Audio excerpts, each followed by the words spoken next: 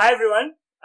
My name is Zia and I'm the dental school coach. Today I have one of my favorite students with me and she just got accepted to Ford Dental School and she's gonna be talking about her journey of getting into dental school. Alright, let me introduce you to Hiba Fatima.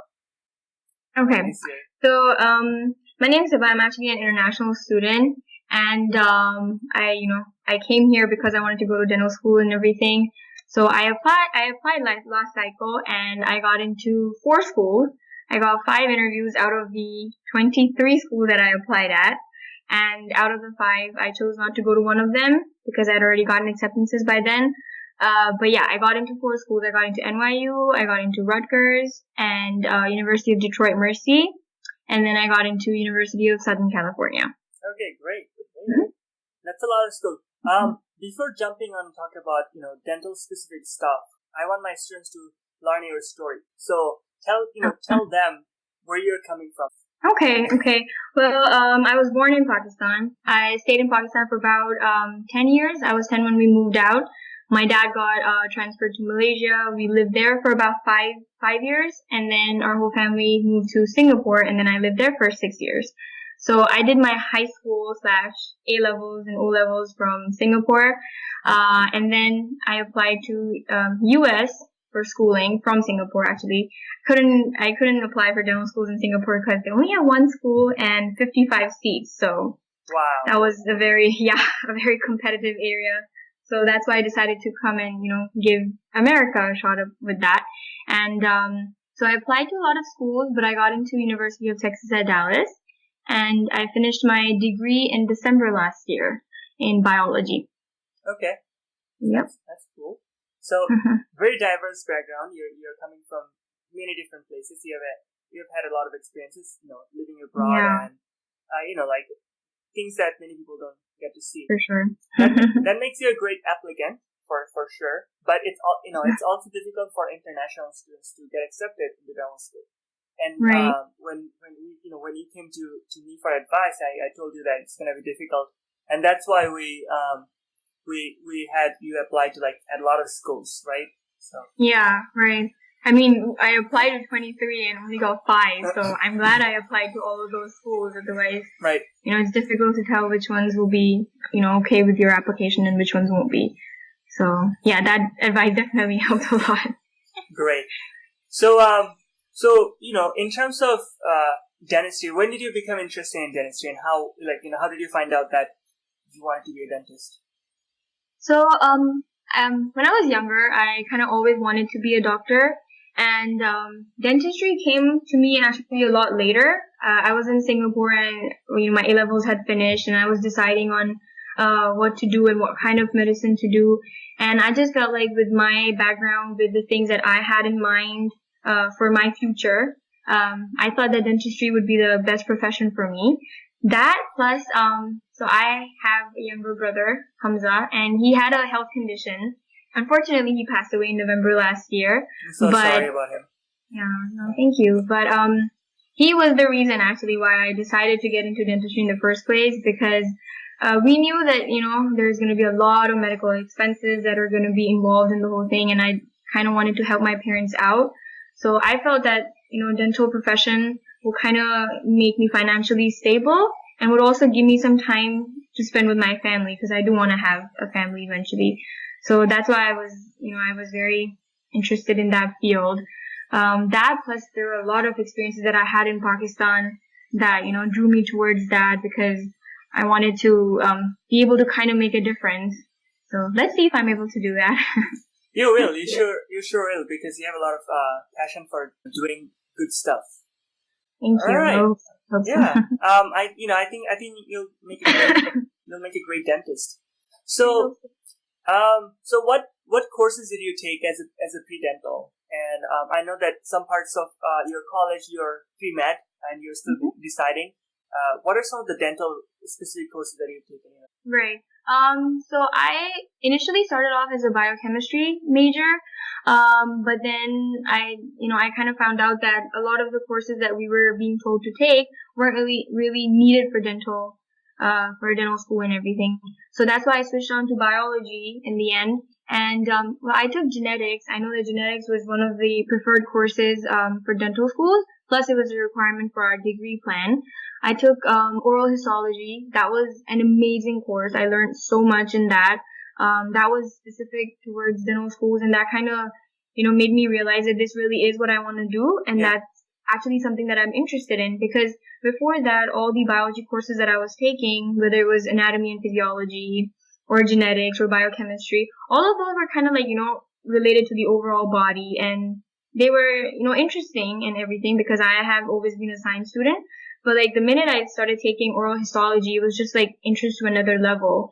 So I would definitely recommend a class related to this to anyone who wants to apply, because that will really tell you if you really want to get into this profession or not, and it will definitely help you decide. Genetics was a very difficult subject, I'm not gonna lie, but it's definitely needed for dental schools. They really like it.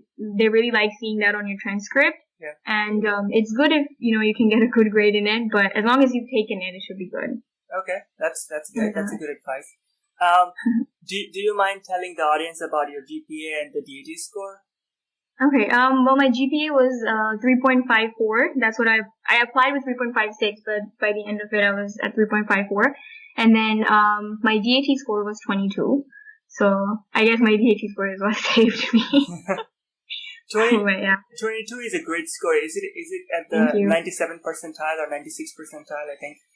I think so. I don't remember. I don't remember. I took it 4 years ago, and I think I got like a 23. And it's pretty much. Oh wow! I mean, it's 22, 23. They're pretty much the same score. I've had students who got like 27. I'm like, how do you get that? That's high. Yeah, I have no idea. When I went for my NYU interview, there was a girl sitting next to me and completely shattered my confidence because I asked her what her DET score was, and she said it was 27.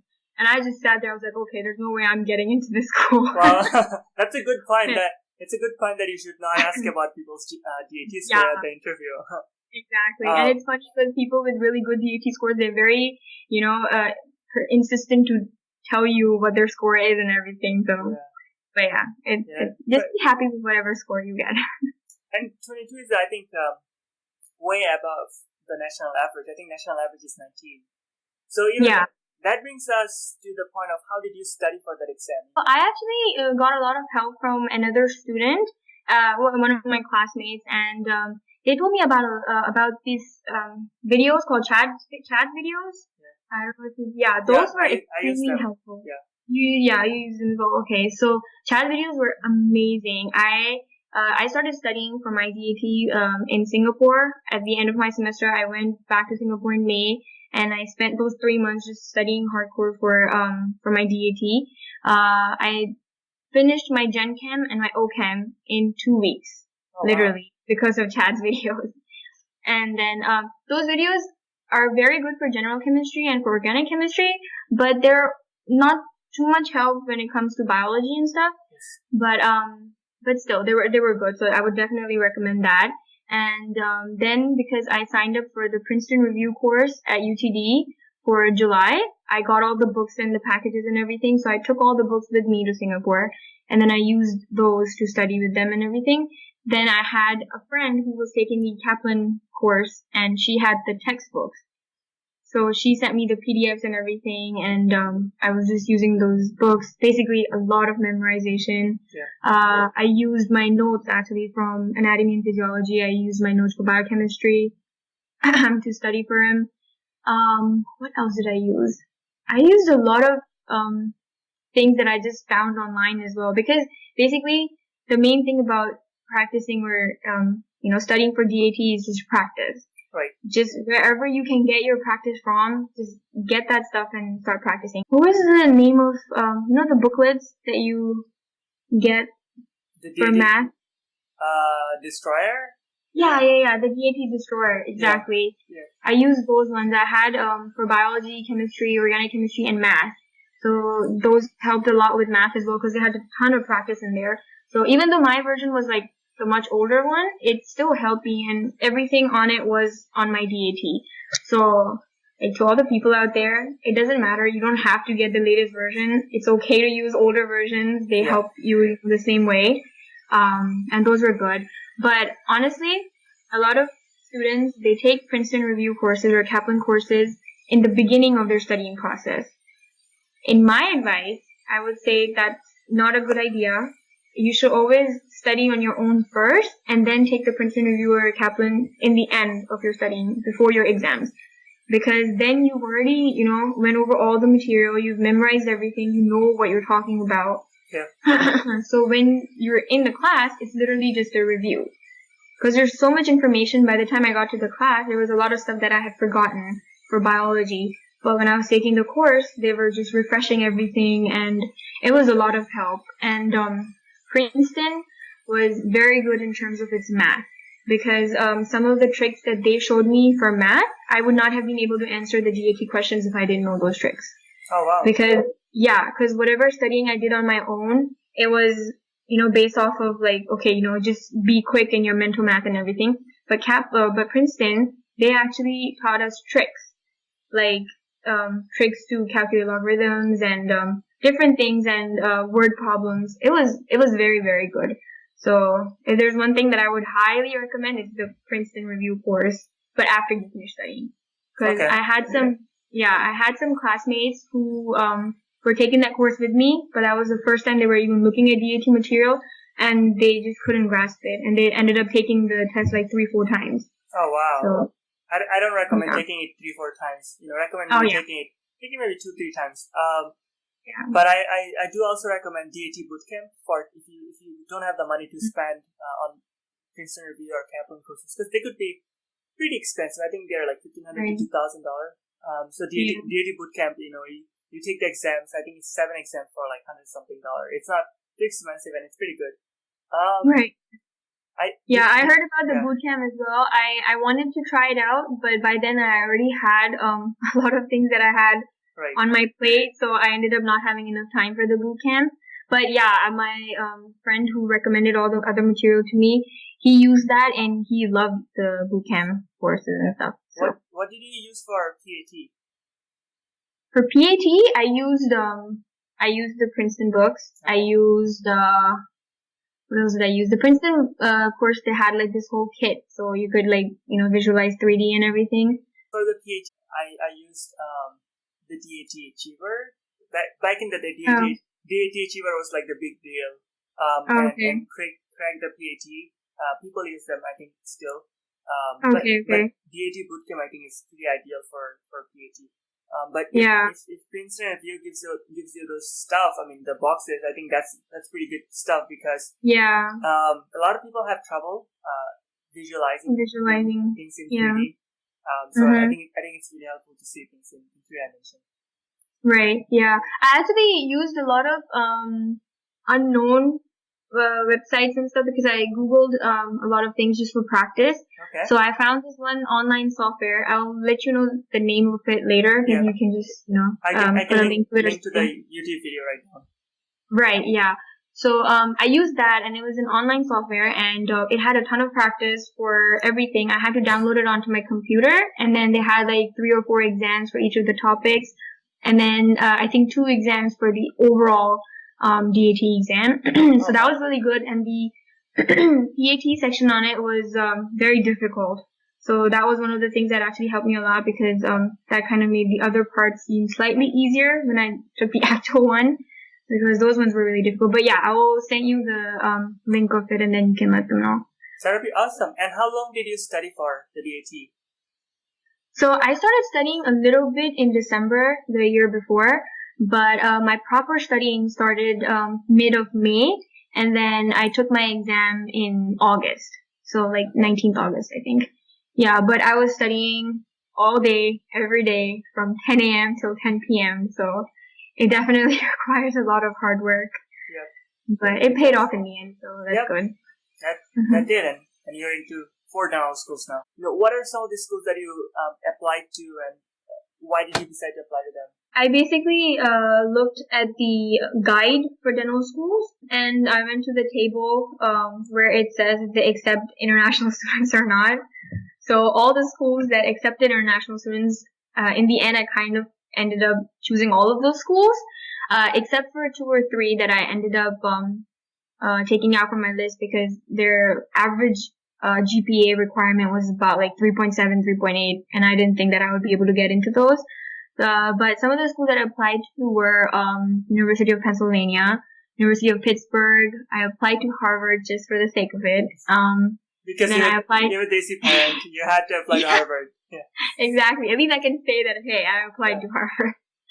But yeah, I applied to NYU, Rutgers Dental School, University of Detroit, University of Michigan. I just got a rejection from them like 2 weeks ago. Oh, wow. So that's still going on. I applied to Columbia University, Creighton, Midwestern, Arizona, and Illinois. I think there were a few more that I'm forgetting. So a lot of schools that are international friendly, and you saw the statistics on the American Dental Education Association book, right? Okay. Yeah. Mm-hmm. I'll have the link below so that people can check out the book. It's been pretty helpful. I use it to help my students find out schools that they want to apply to, because sometimes it's difficult for them to like figure out what schools they should apply to. And you have a lot of choices. I think in the US you have about 140 schools, and most people just want to get into one dental school. They don't care, where they get into. So it's really important that you apply to schools that match your stats and also match your interests, because if you apply to schools that are, let's say, out of state friendly, or out of state unfriendly, and you apply to them and they're gonna reject you right away. So it's very important to apply to schools very strategically. So what did I recommend you when you're applying? So you actually went over the booklet with me, which was extremely helpful, because I had the booklet, but I didn't really, since it was my first time, I didn't really know how to look at the book. But I remember we had a session, and you like helped me choose which schools based off my GPA, my DAT score, the requirements, and we found out that there were so many schools that didn't even accept out of state, let alone international students. So that helped a lot. And then you told me to look out for the tuition, of course. We went over the process together and had a whole list of schools that we wanted to, it was because of the process, and we looked through all the schools, and then we narrowed it down to 23. I think, and then in the end, 30 schools in the beginning, 30 or 35. Like, you had a lot of schools on your. Oh yeah, I did actually. We went through the 30 schools. Yeah. Oh yeah. After the 30 schools, you said. And we also looked into your requirements done. So some of the schools have their preferred requirement on top of the pre-dental requirements. And when we looked into that detail and saw like what schools you shouldn't apply to because you don't have those pre-reqs done. Oh yeah, you're right. Like for example, some of the schools required molecular and cellular biology, and I didn't have that. Yeah. And they required microbiology and macrobiology. Some of them required those, but I didn't have those courses. So that's also why we, took out some of the schools from the list. Plus, some of them you said that I was setting a little too high of expectation, because their DAT and GPA were very high, and they took like barely 1 or 2 international students. So yeah, you told me not to waste my money. Yeah, basically it's a lot of money. Like one school cost what, $200? Close to $200. So it's like if you apply to 25 schools, close to like a lot of money. It's a lot of money, yes, that's one thing for sure. Like dental school applications do take a lot of finances out of you. But so choose the schools wisely, because I mean, honestly, if I wouldn't have applied to Harvard and maybe even UCSF, I applied to UCSF, and I knew that was a little out of my league, but I applied to it anyways. I probably could have saved some money, in terms of those, because you don't just the thing is, there are a lot of hidden costs that we don't see in the whole application system, because there's the primaries that we need to pay for, which is like $99 per school. And then there's the supplemental applications that we need to send out. So that's a separate cost. And the supplemental applications, and then they ask for, they ask for some kind of deposit to actually process your application in the school itself. Yeah. So then that's separate fees. So in the end, even though you might think that, okay, 13 schools or maybe 15 schools aren't that much, it ends up coming to a lot. So how did you finance your application process? So for me, thankfully my dad was there to help me out. So, he financed my, application and everything. So I got lucky in that sense. That's nice of him. That's really nice. I know a lot of people have to take an extra job to like save up the money for application. Right. Yeah. Actually, in terms of, for that, I wanted to point out, there are actually a lot of options that they have available. Like when we were applying for the primaries, I wasn't eligible for it because I'm an international student.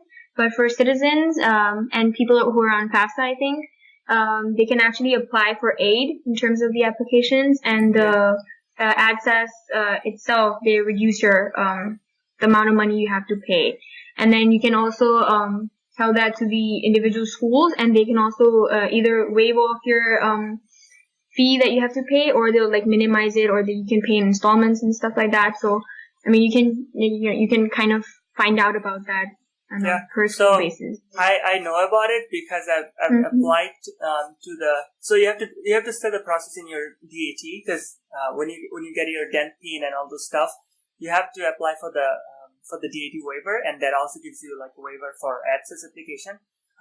Okay. Yeah. So if the process is kind of competitive because you have to apply early for your DAT fee waiver. It fills up pretty quickly. It's it's a lot of people are trying to get it, so you have to like make sure that you get the fee waiver ahead of time.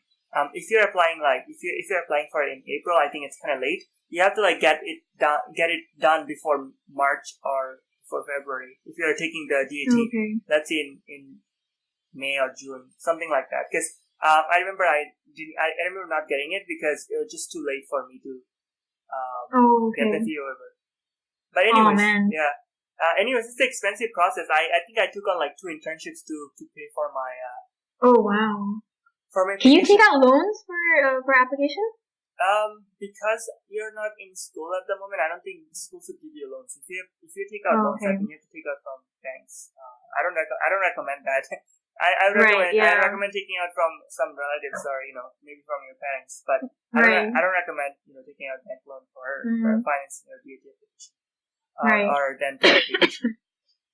But again, like I don't do finance advising. I would advise anything else other than financing your dental application. I know we're probably the last people to ask about these things. Yeah, but it's an important part of the process. I think a lot of people feel the need to apply to like 13 to 17 schools, which is on average. It's a safe option, honestly, though. Yeah, it's a safe option. But sometimes if you think that your DAT score is high enough, your GPA is pretty good enough, you should just apply to like maybe 7 to 10 schools and be very careful of where you're applying to. Don't apply to like Harvards and Columbias, all like our same level all the time. Like apply. I recommend applying to like maybe 5 to 6 rich schools, which match your DAT and GPA, and then apply to like 4 to 5 safety schools and maybe 1 to 2 stretch schools like Harvard or Columbia.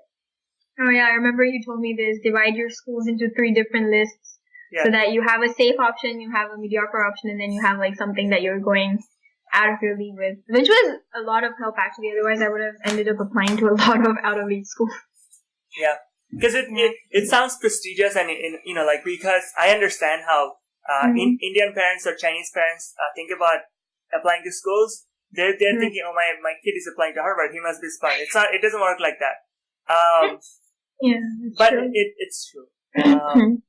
All right, let's talk about your personal statement process and how did you come up with your personal statement idea? Okay, so writing my personal statement was a lot of work because initially when I started off, we can't leave personal statement to the last minute. And I still regret it. I wish I had started even earlier because then I could have submitted my overall application earlier. But it definitely takes a lot of time. You're going to be writing your personal statement, rewriting it maybe like 3 or 4 times completely from scratch. You would have to completely disregard the previous idea and start over. So that was something that you helped me a lot with because, you helped me make my ideas concise and kind of help me see the bigger picture rather than focusing on a small topic and writing everything about that. Okay. So that was very helpful. And the idea I had of a personal statement, if I would have submitted that, I probably wouldn't have gotten it anywhere.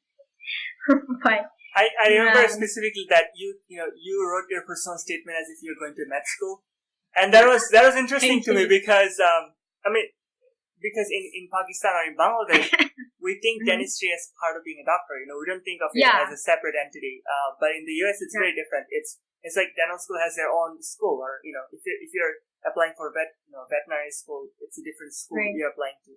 So Right. we had to like cater your application completely towards dentistry and moving away from the medicine stuff of it. I mean, we That's we so still true. we still kept some of the medical stuff, right? Mhm. Saying that you are still interested in the human body and stuff like that, or holistic dental treatment. But Mhm. we changed your personal statement from from applying to medical school to applying to dental school. You're applying to it also. And Yeah. applying, I remember the second version that I made. Actually, no, the first version that I made, I thought personal statement was supposed to be about like exactly what are the reasons that I want to get into dental school. And those reasons, weren't really that great of reasons, and probably not something that you should be writing about in a personal statement.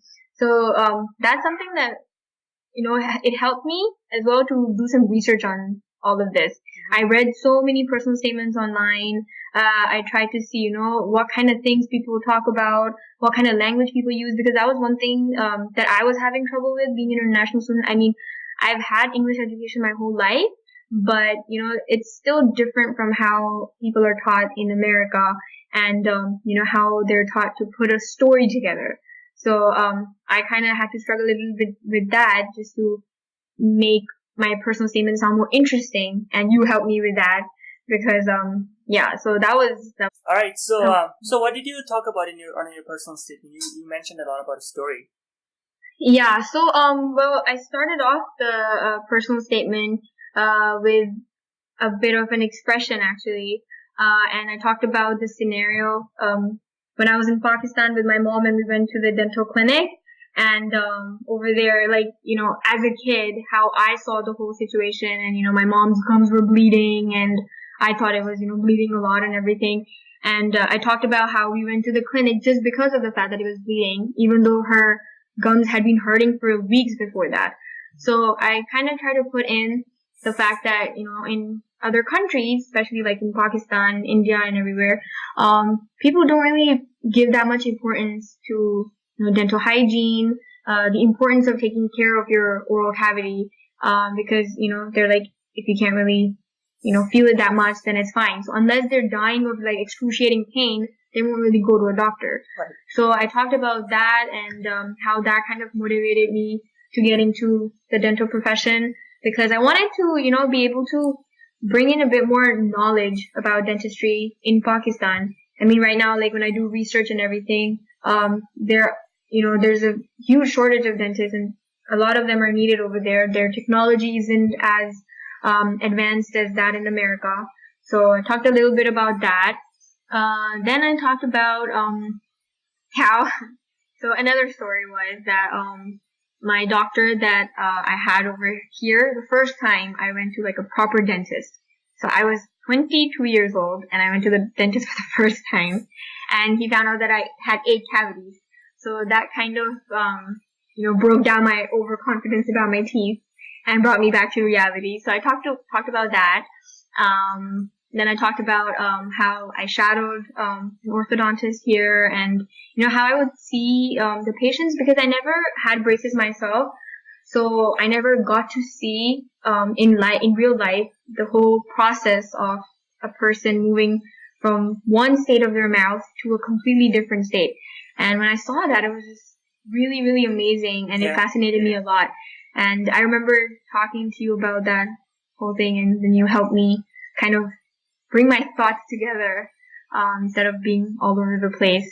But so I talked about a specific patient that I met at the clinic, and how she was, very sad and kind of reserved and shy before she, like when she first came into the clinic, and then after a few weeks, she was beaming because she was happy to see the results. She was smiling more when before, she would be covering her mouth and walking. So, that really did make a huge difference in my perspective of the whole profession. So talked about that. And then so dental schools really look for manual dexterity and you should be doing something or another, with your hands. So I actually took sculpting classes. So I talked about that in my personal statement. I talked about that, and then I related it to my work as a chemistry tutor at my school. So, basically every small thing that we do in our undergrad life actually can help to, bring us forth in the personal statement. So don't think anything is too small. Just kind of, bring everything out. So that helped me a lot as well. What else did I talk about? You have your personal statement in front of you? Yes, I do. You wrote that long time ago. That's so interesting. But it's been a while. Yeah. But yeah, definitely appreciate that you're sharing your story with us, and the Denelson community, because I think people that are struggling, and this is a good time to talk about personal statement, because May, June, July, you're gonna have to write one if you're applying to Denelson this cycle. And most people make the mistake of not telling stories in their lives, and just making it very plain and simple, personal statement. And dental school adcoms are also people. They want to listen to other people's story. They want to hear, different things about who you are as a person. Kind of bring your personality, into your personal statement. And that's the key. That's the key to success in dental personal statements. Right, that's true. Yeah, I remember when I had talked to you about it, and I was complaining to you that my personal statement isn't coming out as nice. And that's when you had told me that, make sure that you're writing the story, because they see thousands of personal statements every single day. And if you want to be selected, and if you want to be given an opportunity for an interview, you need to have your personal statement stand out. Exactly. And that's very true, because otherwise, even when I was doing my research, the minute I saw a story, there was a flow to the personal statement, I would want to read till the end. But if I, saw a personal statement that was just literally saying, okay, this is what I did, this is what I did, I didn't even feel like going past the first paragraph. I would just move on. So I'm sure that that's the thought process that the people who are actually giving you admission have as well, because there's tons of people out there who can tell a story. So definitely should put that into consideration. Let's talk about secondary application process. Back when I applied, a lot of the schools were, they're requiring you to write a secondary statement. I think Penn had one, UCSF had one, NYU had one. But most other schools, they just wanted to get a check for processing your application. That is true. But I think now it's kind of different. Like a lot of schools are requiring that you write a secondary statement. And how did you go about writing the secondary statement? How did you, how many secondaries you had to write? And what are some of the questions that they're asking you to write? You're actually right. Even now, it's still the same thing. I experienced the exact same process. Some of the schools just sent me an email and they said, for your supplemental, just send us this much money and we'll, put your application to work. But NYU, Rutgers, UCSF, University of Pennsylvania, all of these schools actually sent out a full list of questions. And for NYU, I even had to fill like a questionnaire separate from the supplemental application. So it was like we had to talk about which schools we applied to and things like that. And then we had to answer a list of questions like why do we that's when it gets specific to the schools. So they were asking, why do you want to come to NYU? How do you think that NYU can help you achieve the goals that you want to achieve? So questions like that. And I remember asking you how to approach these things, and you had mentioned that go and do some research on their websites and go and talk to some of the students who are already at the school, so that I can get some idea about it. Because if it's more personalized and it looks like to the school that I did actually put some effort in it, rather than just giving mundane and straightforward answers. Right. So then that kind of sets you apart from the rest of the applicant pool. So I tried to do that. But the most of the supplementals, we didn't have that much time to write them out. That was the biggest struggle for me, because University of Pennsylvania sent me the supplemental application one day, and they wanted me to submit it back to them the next afternoon. Oh wow! So I just had the night, and then I remember I had an exam the next day too. So these are some of the things that people applying should be a little aware of. so that it doesn't come as a surprise to them. Because there will be quite a few schools who will require you to just submit everything ASAP because just so that they can see what's going on, start to process your application and everything. NYU did the same thing. NYU gave me I think 3 days though, so that was still a little better. But yeah, most of the questions were like that. They asked us about why the school. They asked us what are some of the things that we like to do or something like that. Some specific questions about us, like just to find out more about our personality, which was also very interesting. Like one of them asked like, what are some of your hobbies? So, those were schools you would expect from an interview. Questions that you would expect from an interview, but not really from a supplemental application. But, they were manageable in the end. So that's great, because you're bringing in a topic that a lot of people don't know about, the time constraint that they have. And when the school tells you to like submit it by XYZ date or time, you have to do it. Otherwise, your application gets rejected right away. Yeah. That was one of the main things. Like I had to continuously be checking my emails every single day because the minute you miss out an email, the next day you see it, it's due in like 2 hours. So that's, one thing for sure. Pay attention to your emails. Sometimes you can even find those questions online ahead of time, so you can start writing them down before you even get the supplemental question requirement from the school. So it's pretty helpful. Yeah. I mean, if you're applying to NYU and UPenn or some other school, start looking at their websites and find out what questions they might be asking. And it's very predictable for let's say NYU or Penn or other schools. They don't change those questions year to year, so make sure that you have these questions ready and kind of like answer them as before you get to that phase when you have to like submit that in like a day or two. Right. Yeah, that's true. And studentdoctor.net helped a lot on this. Okay. Because some of the students, they would mention like these were the supplemental questions that I got, and then you can kind of get an idea from that.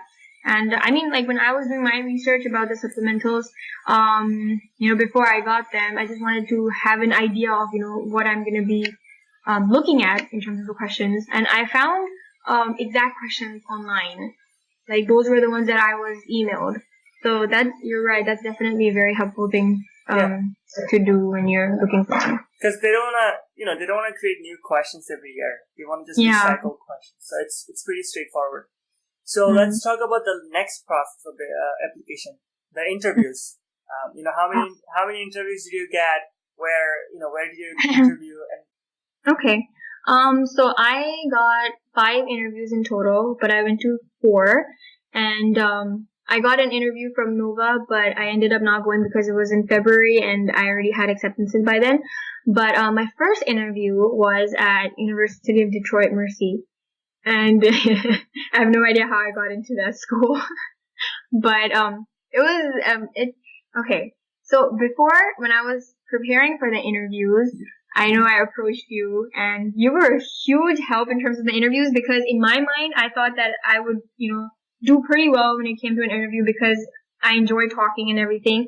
But my problem is that I can't, put my thoughts into a concise manner. And that's where I needed you to come in. And I remember the first, I had the mock interview sessions with you, and the first interview session that we had was a bit of a disaster. Because I would be speaking and in the middle I would realize that I was saying something that is not politically correct. I remember you used to point that out to me a lot. Yeah. That, no, you're not allowed to say that, change it, So, things like that, it's very important to actually, have someone who's experienced, kind of test you on these things because a lot of times, as, youngsters, we don't, kind of understand the importance of some of the things we say or the consequences of some of the things we say. You never know what thing might offend the person who's interviewing you.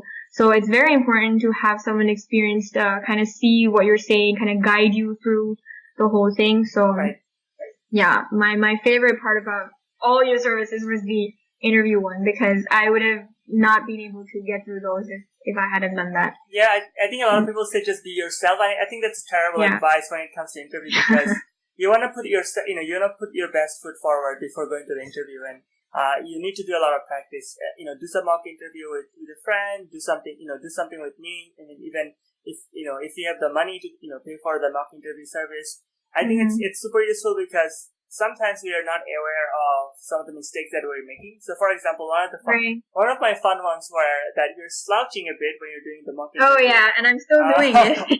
I can't see much, but back in that during the mock interview session, I was paying a lot closer attention to like what you're doing, what your body language is telling me, like, or like what do you feel excited about being in the interview, or are you smiling enough, are you talking in a good tone, stuff like that. Those things I point out very quickly to the students and then tell them to readjust so that they can change their behavior. And it's super important to have someone else point it out to you because you yourself, like, we don't see our face, we don't see our how we're acting. So it's important that you have someone else point it out to you before you're going to an interview. Yeah, that is very true because a lot of times we get so immune to the things that we are doing on a daily basis, like some of the words that we use, or exactly like how I slouch when I'm sitting. It's not professional when you're in front of an interviewer. So it was definitely good for you to point it out to me. I remember the other thing that you pointed out, and I had never noticed it before.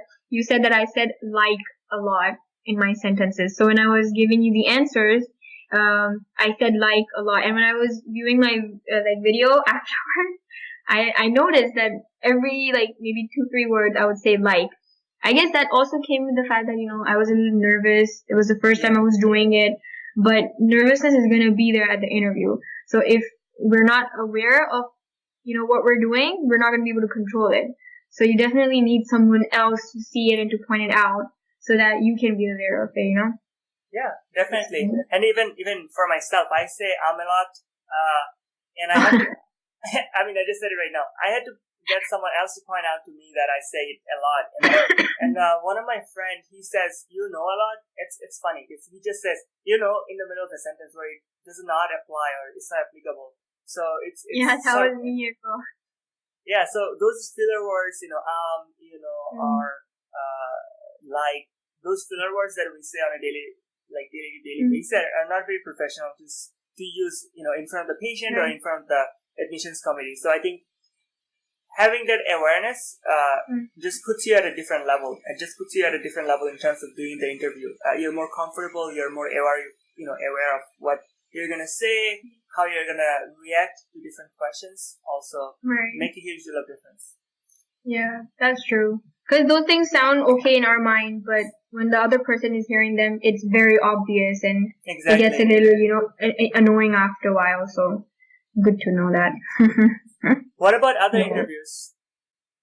So, I haven't told you about the nightmarish situations that I faced at UDM. So it was my first interview. You guys are going to be a little panicked in the first one, but just keep your cool and, stay calm. Be yourself, but like Mohammed said, bring your best foot forward. So when I started off my interview, I, was very scared. So I actually stopped in the middle of my interview while answering my first question because I couldn't breathe. So, so I stopped and I told them that, I'm really sorry about this, but, is it okay if I can start again? And they said, they were okay with it. They let me start again. That was very nice of them. I'm pretty sure, some of the interviewers would have looked down on that, and they may not have been as forgiving as, the people from University of Detroit.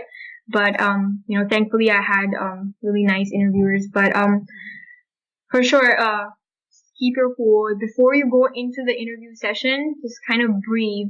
Cause sometimes, I thought I would have time to breathe, but, they literally just take you upstairs and they're like, okay, this is your room, just go in, they're waiting for you. Yeah. And that's it, you're already in there, so sometimes you may not be able to mentally prepare yourself, but hearing from other people's experiences and things kind of, put you in a good situation so that at least you know what to expect. So, definitely just know that it's going to be a very rushed process, but in the end, when you go in and you start talking, everyone is so nice, they smile at you, they, interact with you. I had 2 interviewers for my first one. One, I think they chose their roles, honestly. Like one of them, he was quiet and he was giving me like this dead stare. But the other one was very cheerful. He was answering to whatever I was saying. He was taking part in the conversation, and it wasn't just like a question answer kind of thing. So it was a good balance overall. But that was the only one that I had two people in their in the interview setting. Then I had USC. USC's interview was very interesting because it wasn't a one-on-one interview. It was actually in a group setting. So it was me along with 7 other people. So it was a group of 8 people, and we were put in one room. The people that we got were, one of them were part of the admissions committee, and the other one, I think he was an administrator or something. I don't remember exactly, but basically they brought out this box, and the box had like questions in them. So we had to, so they had like a 3-part thing going on. So the first one was we had to go around in the circle and introduce ourselves, tell them about what major we're in, and and then we had to tell one interesting fact about ourselves. So please go and find out something interesting about yourself, because I got stuck over there and I didn't know what to say. But then I came up with something in the end. It was so bad that I don't even remember what I said anymore. Yeah. But the other students, some of them had really, really nice and cool stuff to say. So, just kind of think in advance something interesting that you'd like to tell about yourself. So that was the first part. Then the second part was they passed around the box, and we had to pick out one question. Mm-hmm. And whatever the question was, we had to answer the question in like less than 2 minutes. And all of us had to do that. Oh, wow. So before going in, I was actually pretty scared about that whole thing, because I thought, I'll be speaking in front of so many other students, and I thought I'd be a little embarrassed. But that actually helped. Like, seeing the other students, everyone was so nice. They were nodding at me, and, while I was speaking, they were listening, they were smiling. So that kind of boosted my confidence. It took away the fear, and it kind of just felt like I was just in a group of people who have similar interests, and we're just talking about everything. So, I think the question that I had was, what do I like to do with my free time? And, I don't remember the other question, but some of the questions that the other students had were quite difficult. StudentDoctor.net had all those questions. I saw those before going in. There were a couple of them that were slightly newer and I hadn't heard before. This one guy, he got asked a question, where do you see yourself in 5 years? So typically we've come across where do you see yourself in 10 years? But 5 years is a very short span of time. So, that was a little confusing to me. Like, I didn't know what kind of answer would be a good answer. Yeah.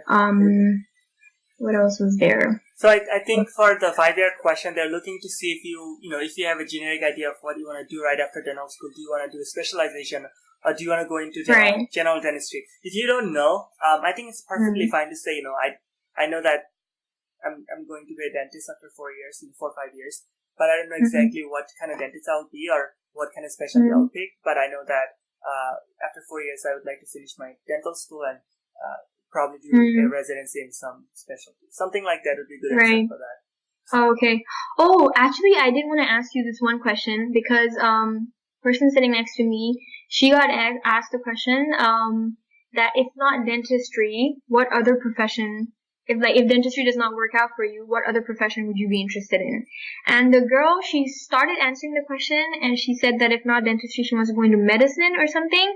But I think she got a little scared that if she talks about medicine or something, they might think that she's actually interested in medicine, but she's just using this as a backup thing. And in the middle of her answer, she just switched everything back to dentistry, that no, but this is why I want to do dentistry. So I didn't know if that was the right thing to do or not. So yeah, that's a trick question. It's always that the answer is always that you want to do dentistry and nothing else, because it's your passion and that's what you want to do. Even if something else is in your mind, don't say it. Just say, if I don't get into dental school this year, I'll apply again next year.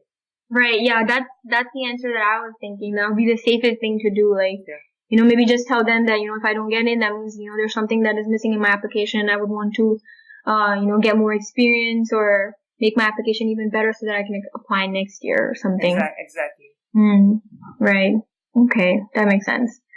But yeah, so that was the second part of the interview. And then the third part was that, so apparently USC has this, collaborative learning, sort of thing that goes on over there. They actually have their classes separated into, groups of 8 or 10, and, they're given cases. And then they're supposed to discuss those cases. So this is what they wanted to show the students, like, if we would be okay studying in that kind of environment and stuff. So, they gave all of us a piece of paper with the scenario, and we were all supposed to talk about it, figure out what were the key points, write them down, and then, they were just going to judge us based off of that. So in that one, it was funny to see that everyone was trying to out-talk the other person. Because obviously you want to be heard. That's what they're going to be, judging you on, right? So, my advice would be talk, but talk smartly. Some of the people, they were just, talking just to get their voice in, but they actually ended up sounding a lot worse than not talking. Because they started giving off this arrogant, vibe, and, it looked like they were not, working in a group. And the main part of the whole exercise was to see how you will be able to work in a group. So that kind of defeated the purpose.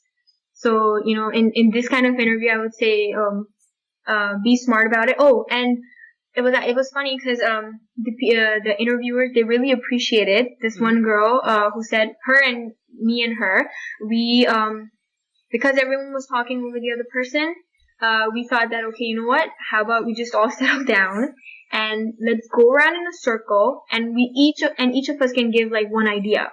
So that way, all of us will be heard. Nobody will, if one person said it, nobody heard it, the other person takes your idea and then they say it, that kind of a thing. Mm-hmm. So, the interviewer actually really appreciated, us on that, because he was like, we don't see that many groups doing it. Everyone just wants to speak for themselves. But this brought a lot of order and, to the whole situation. So that was good. So, maybe you guys could suggest that. The group interview is always tricky because, number one, you don't control how the other people are going to say things and what they're going to say. But always remember that you have to add value when you're saying something. If you say something that's going to sound stupid or it's not really adding value, but you just want to have your voice heard, it's not the smart way to go about it. So definitely listen to Hiba's advice as to how you should go into the group interview, because it's much different than other dental school interviews. Yeah. Very true, yeah. Because sometimes, when you're having a one-on-one interview, you can say whatever you want to say. There's not really anybody there to say something differently and make you look stupid in that situation. But in a group setting, there are plenty of people over there. I personally faced that so many times. Like, if I said something, there was this one girl who was just continuously trying to make everyone else look bad. So if I gave an idea, or if another person gave an idea, she would shoot down that idea and say that, no, we can't do it that way, or something like that. So even though your idea might not have been dumb or inappropriate, the way she said it makes it sound inappropriate. Oh wow. Yeah. So yeah, that was something that is worth watching out for. And if something, if some idea that you are going to disagree with it politely.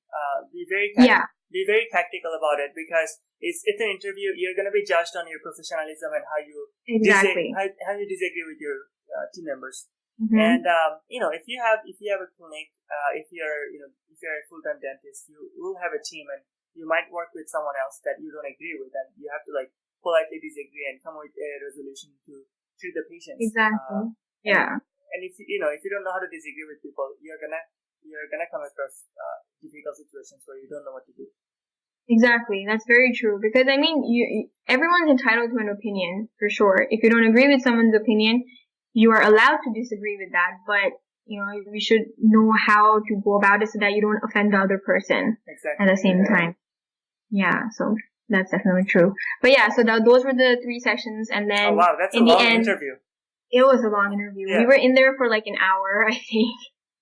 But actually more than that. And then they asked us to do a written thing, and that was it. So USC was a different one. What did you do for the written interview?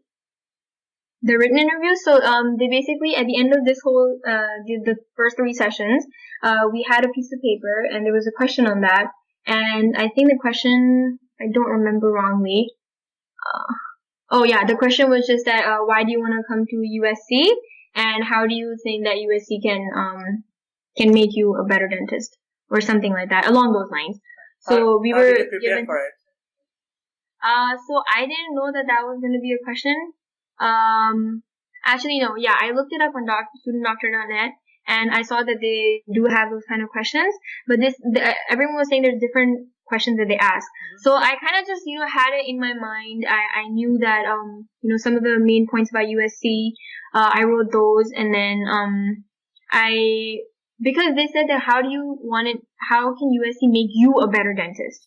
Right? So you kind of have to know exactly what, characteristics or personality traits you're looking for in order for yourself to become a good dentist. So I did a little bit of research on that. I, consulted you on that, I remember.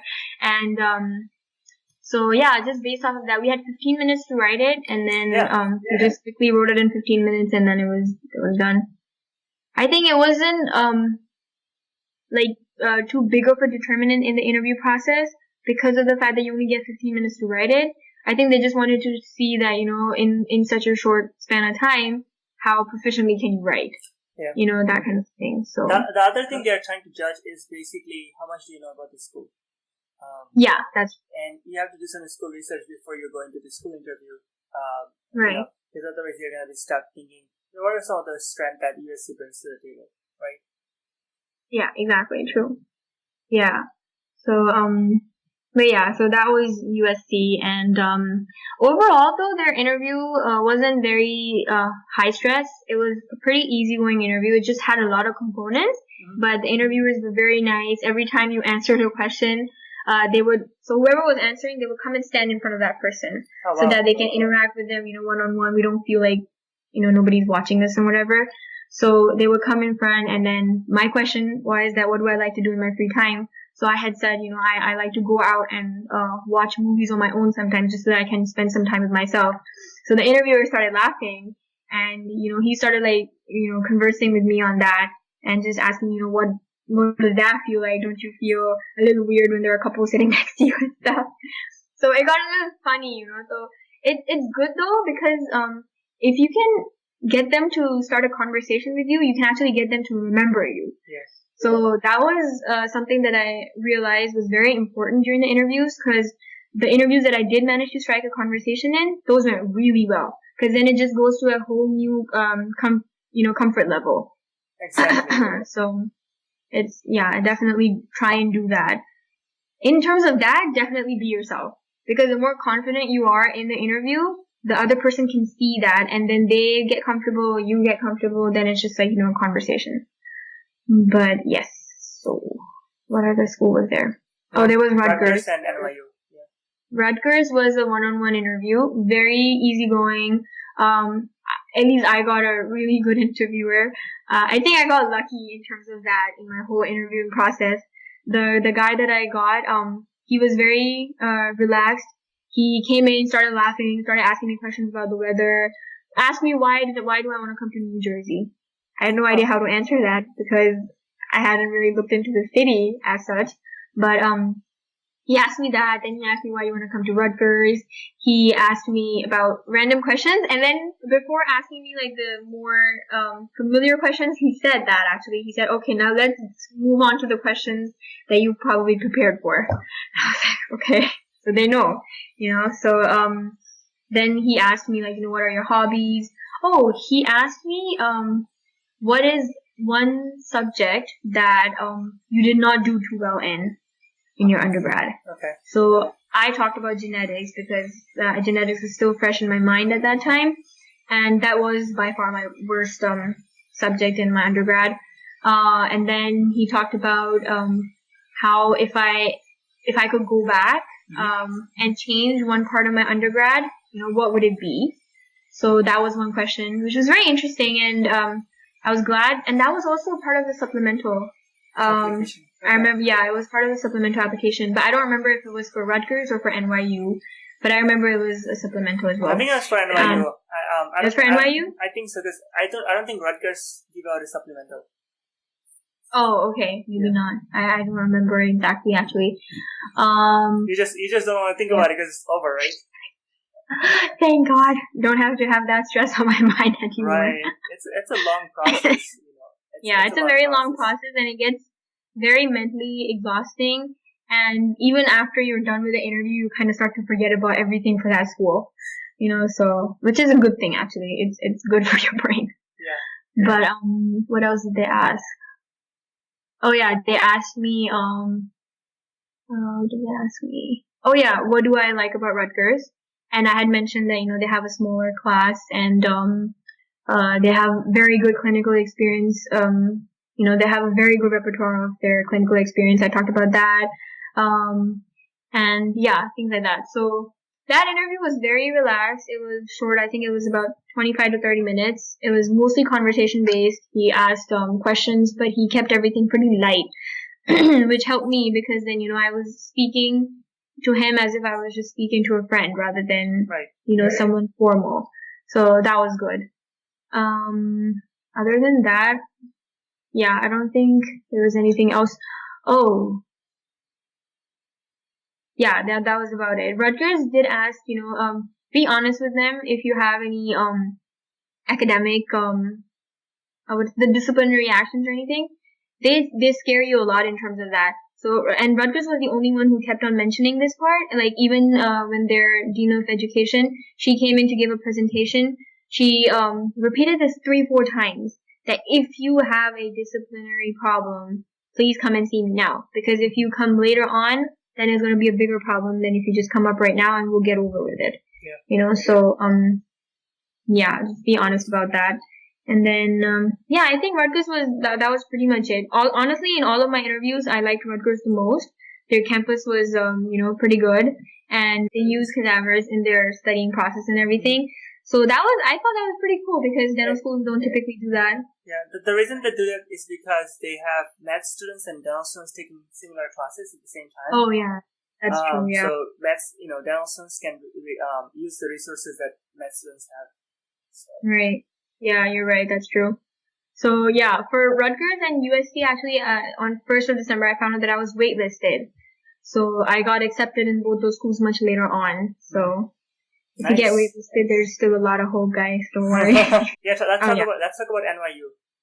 Oh yes, NYU. Okay, so NYU's process involved 2 sets of interviews. The first interview was with a faculty member. That was completely conversation based for me. I did hear from another one of the you know, fellow interviewees that her interview didn't go too well because the faculty member that she had was a little more stern, I guess, or was a little more serious.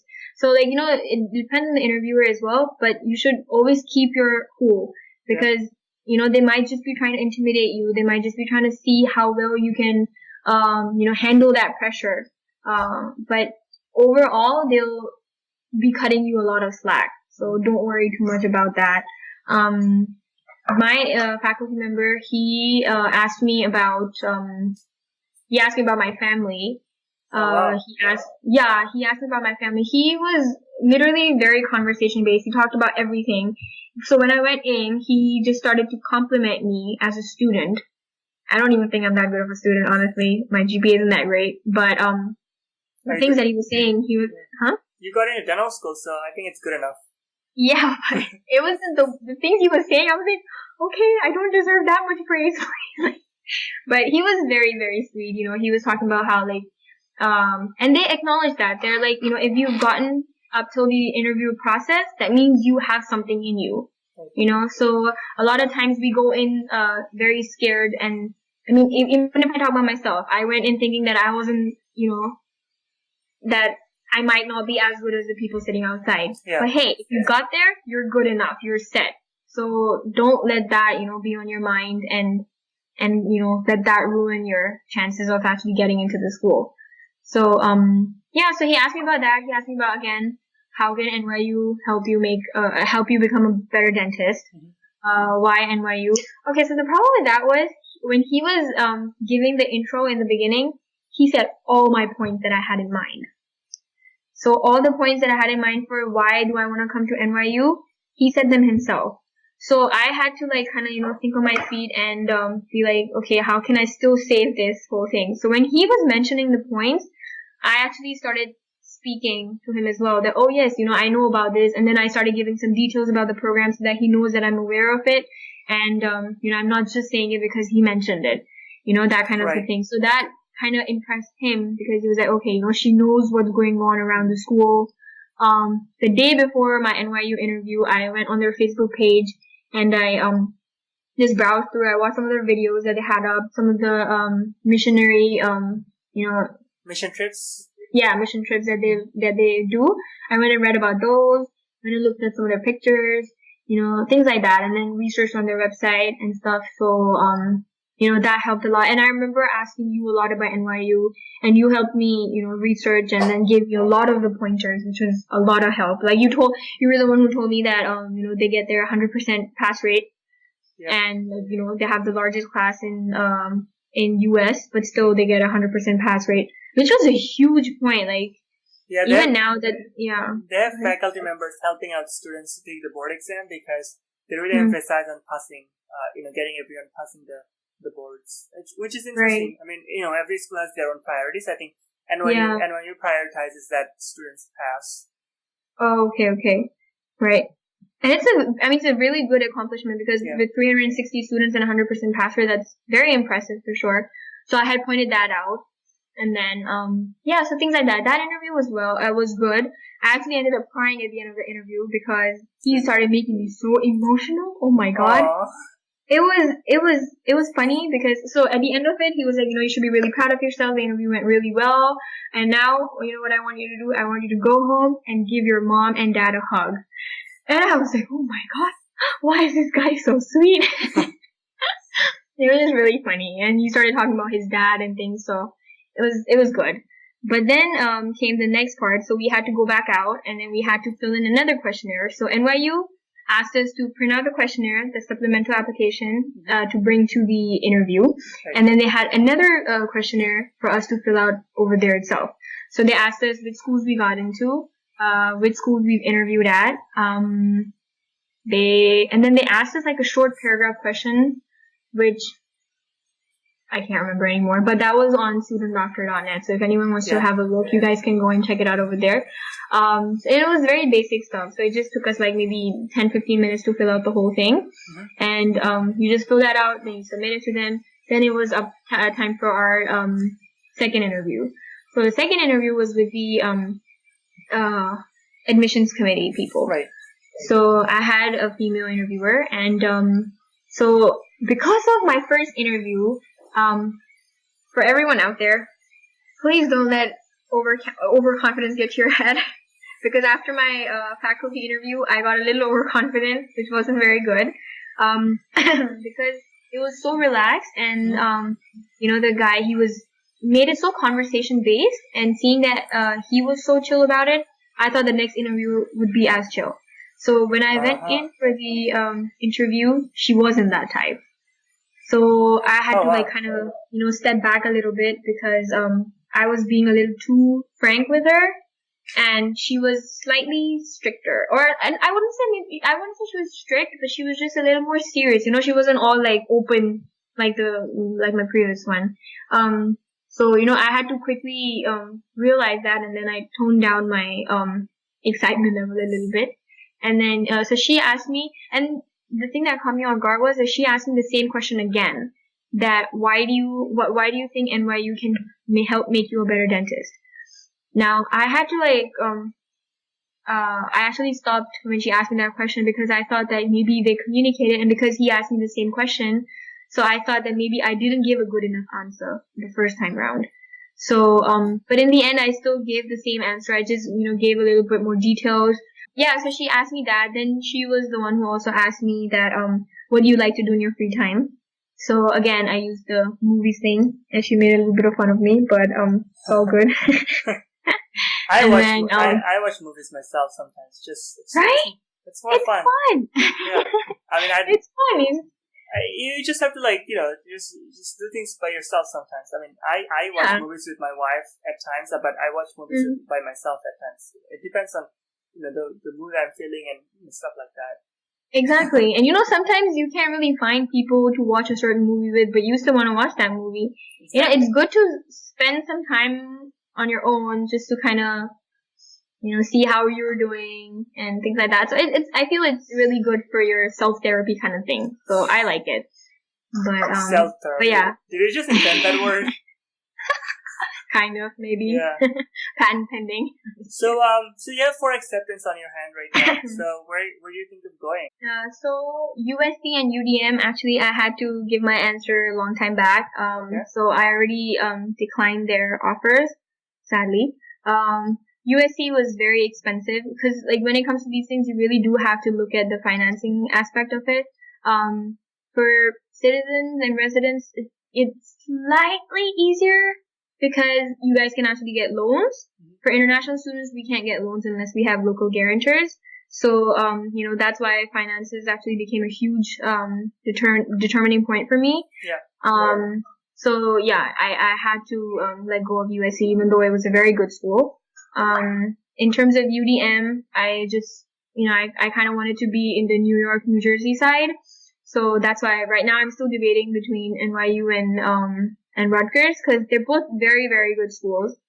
Finances are definitely an important part of it, but I have to see, like, which school can kind of give me what I'm looking for. So let's see. The decision process is still it's still going. Let's talk about you being an international student. What are some of the challenges that brings about, that the fact that you're an international student? I know that finances would be an issue, and getting that I-20 you mentioned. Like, what are some of the processes that international students have to go through?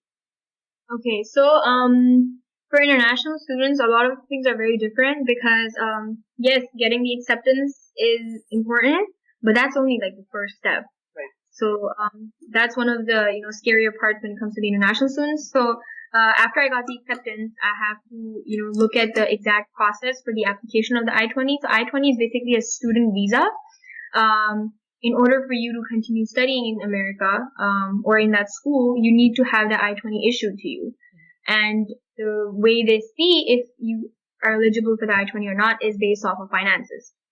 So that's why finances are very important, because the more expensive the school is, the more money they want you to show when it comes to applying for your I-20. So that's definitely a very important factor. And they give you all the information, like, exactly what you need to show, what you need to do. So they make it very clear in terms of that. But that's one of my biggest fears right now, because I don't know which school to go with because of the I-20. So, but I see. Hopefully it will, come together. Well, hopefully that works out for you. Yeah, hopefully. Let's see. But yeah, I mean, other than that, one of the bigger challenges for international students is the fact that we don't have that many seats allotted to us. So, out of like the 100 schools that we have in America, like I said, only 23 or 25 schools actually accept international students. And more than half of them actually only take maybe 1 to 5 students per year. That's not a whole lot. And there's quite a few. And the funny thing is, sometimes, like, the 1 or 2 students that they take are from Canada. They're not even from, like, outside of the US, or they're outside. If you're outside of North America, it's really hard to get into our own schools. That is so true. Oh my gosh! Like, when we were looking at the booklet and the charts and everything, they said, yeah, we accept international students. The only international student there was Canadian. I was like, okay, well, I can't apply there. Yeah. There's not really any point. But yeah, I mean, overall, like, for example, I wasn't able to apply to the Texas schools at all. Although I wanted to, because, I could have been closer to my uncle's family, and it would just have been a little easier, but only one school in the whole of Texas accepts internationals, and that also only 1 per year. And when I went and talked to their office, they said last year they didn't even take any. Oh, wow. So, yeah, so that's why I was like, I was debating, if I should spend all that money on the application process and everything. So I just ended up not applying over there. Interesting. Yeah. But, I mean, it's always worth a shot. You can get in somewhere. Yeah, for sure. One thing to know is that, at that time when you're going through the whole admission cycle, the application cycle, it may be really daunting on you, and you might be very scared of the whole process and say, why won't it just end? But trust me, it's really, really worth it in the end. And honestly, you don't even remember much of it by the end of it. Remember only the good times, so just go ahead and apply, guys. Yeah. Do you have any other final piece of advice for the students applying this year? For all the students applying this year, first advice, please apply early. That was one thing that I didn't do, and I know Muhammad told me to do it too, and I didn't listen to him, and I regret it now. But apply early, because the earlier you apply, the earlier you begin your whole process, the better it is for you, less of a headache, less stress, because towards the end of the cycle, if you are, going crazy at that time doing the whole process, it really, really, really hits you hard. Because I had my exams coming at that time. That was the end of my summer semesters. I had to struggle with my exams. Like I said, my supplemental application was due that day, and I had an exam. So don't put yourself in that situation, The supplementals come as soon as you submit your primary applications. Earlier you submit, earlier you get your supplementals and all that kind of stuff. And you have a higher chance of getting an interview if you submit early. You never know. Maybe I could have gotten more interviews out of those 23 schools if I would have, applied a little earlier in the cycle. But, so yeah, for sure, apply early. And if you have not taken your GAT yet, I would really suggest that study as hard for it as you can. It's easier just to study once really, really, really hard and just put in all your effort and, just get it done that one time. Cause I know when I was taking my DAT, that was going through my mind. I do not want to take this again, cause it's just going over the same material all over again, so it's not as easy, so, but I wish you all the best, and, I'm sure you guys are gonna do great. Get help from Muhammad. He is amazing. He's always there to answer your messages. Literally, the minute I message him, 2 minutes later, I'll have a reply.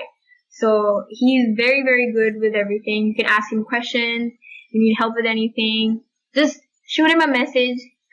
Take advantage of his services. His interviewing services were amazing, and I absolutely loved it. He was very straight up. A lot of the services, they kind of sugarcoat a lot of things, because they're like, okay, I don't want to offend this person. Not Muhammad. He'll be like, no, okay, you're doing this wrong. Don't do it. And that's very important, because you need to have an honest person there telling you something. If people are just going to be sugarcoating it, then it's not really help, so, use him. Thank you for the plugs. Yeah, that's definitely helpful. Well, Hiba, again, thank you so much for doing the interview. I think it means a lot for all the people that are going to be, watching it, and also me, because I want to help more people. And I think by putting this video, out there, people would know what is it like to apply to dental school, and all the ups and downs. I know it's a long process. It takes about 1 to 1.5 years, so it's a long process. You need to have some kind of messenger telling you that it's not that hard. Yeah. It's exactly doable, and you've done it. So congrats again, and thank you so much for being here. All right. Thank you so much. Thank you, Mom.